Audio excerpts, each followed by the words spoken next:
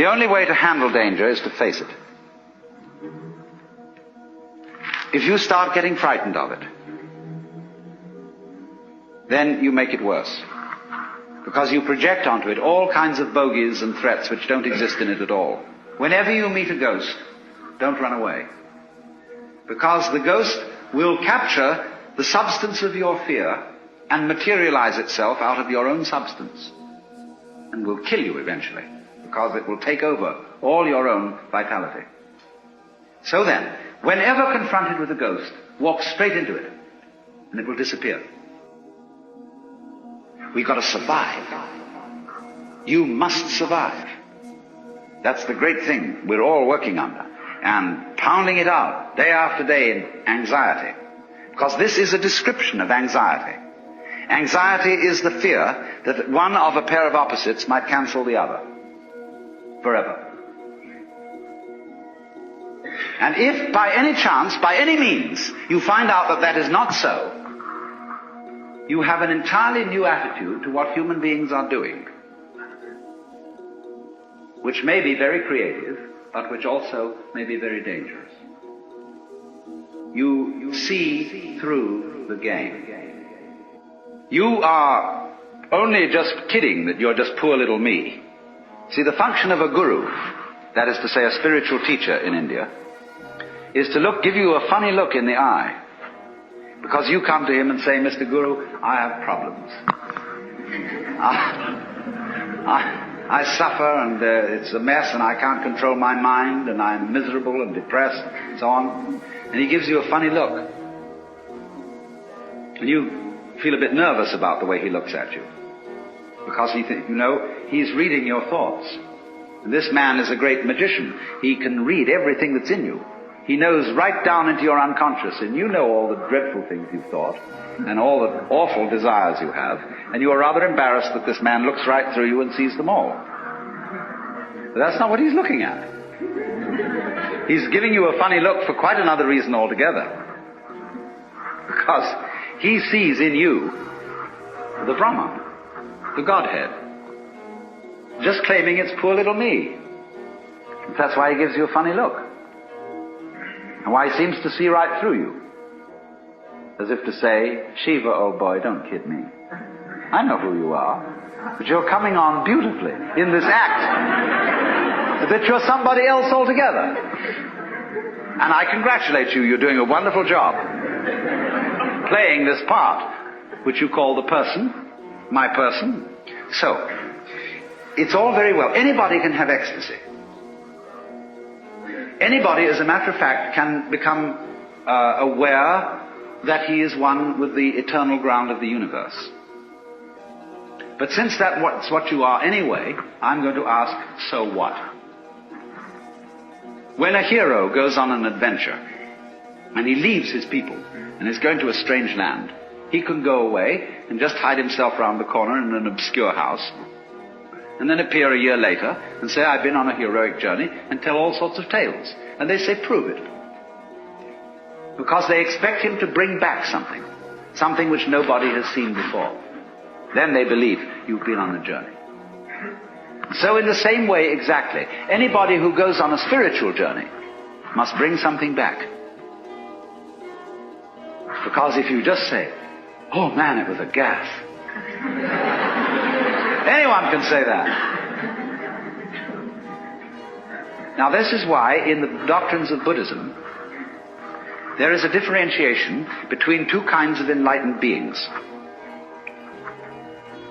They are both forms of Buddha, which is to say the word Buddha means somebody who has awakened, who has discovered the secret behind all this. In other words, all this thing we call life with its frantic concerns is a big act, which you, in your unconscious depths, are deliberately setting up. So you can do one of two things when you discover this. You can become what's called a Pratyeka Buddha. That means a private Buddha, who doesn't tell anything. Or you can become a Bodhisattva. Pratyeka Buddha goes off into his ecstasy and never is seen again. Bodhisattva is one who comes back and appears in the everyday world and plays the game of the everyday world by the rules of the everyday world. But he brings with him upaya. He brings with him some way of showing that he's been on the journey, that he's come back, and he's going to let you in on the secret too. If you will play it cool and also come back to join in the everyday life of everyday people.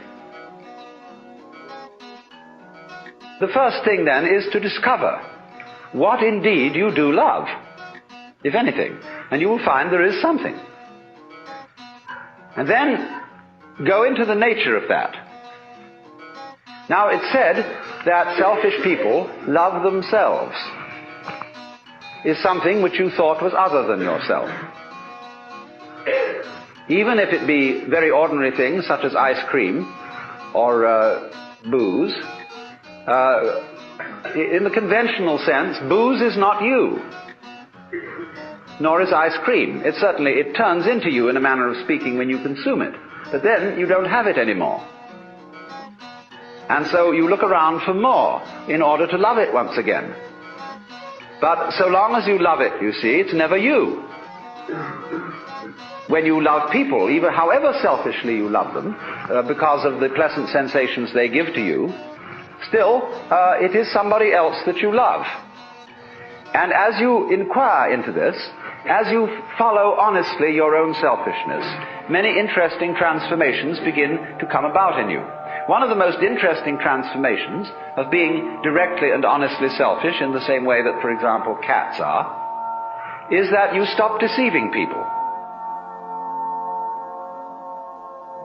If what you define as you is inseparable from everything which you define as not you, just as front is inseparable from back, then you realize that deep down between self and other there is some sort of conspiracy.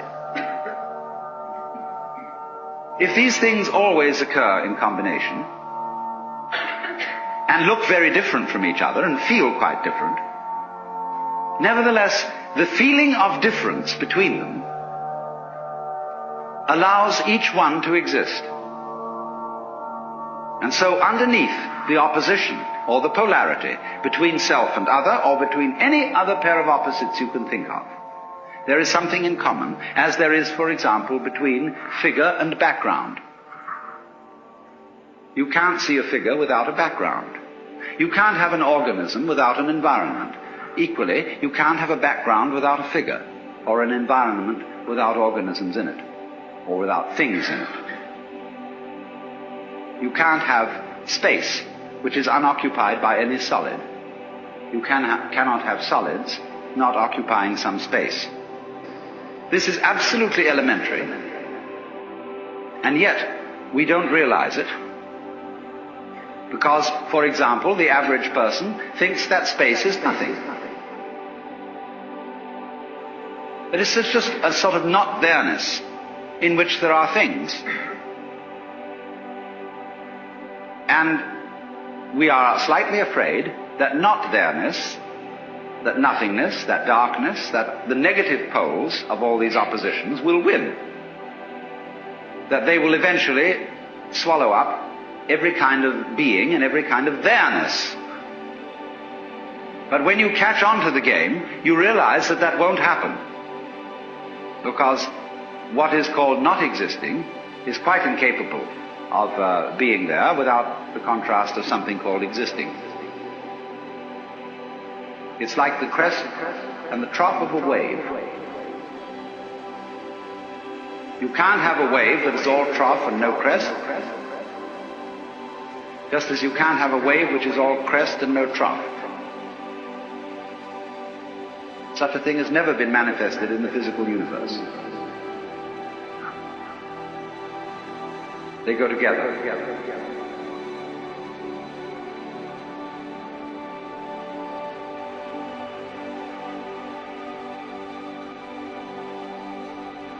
And that is the secret.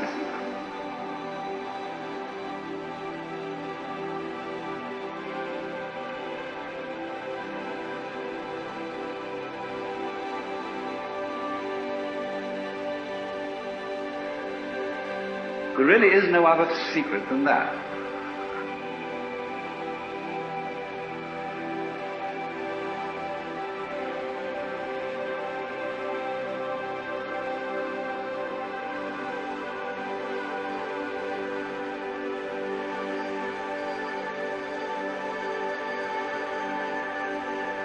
That is the secret.